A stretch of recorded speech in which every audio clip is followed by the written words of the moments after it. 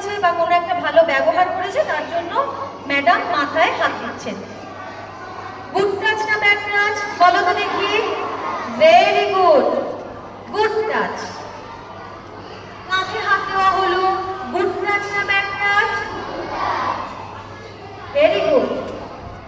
ওই গুরুজনদের নমস্কার করতে যাই এইভাবে, তখন গুরুজনেরা অনেক সময় এইভাবে করতে পারেন। তাহলে যদি এই যে এইভাবে যদি হয়, টাচটা যদি এভাবে হয়, তাহলে আমাদের সেটা কিন্তু গুড টাচ বলবো না, ব্যাড টাচ বলবো। ঠিক আছে?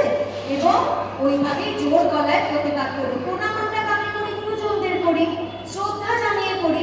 সে হঠাৎ করে এই ধরনের কোনো একটা কাজ করবে, এটা হয়তো প্রথমেই আমাদের মাথায় আসবে না, কিন্তু এখন বর্তমান পরিস্থিতিতে আমাদের এগুলো শেখানো হচ্ছে কিসের জন্য? আত্মরক্ষার জন্য। তাই যখনই এই ধরনের কোনো কাজ হবে, সঙ্গে সঙ্গে কিন্তু আমাদের প্রতিবাদ করতে হবে।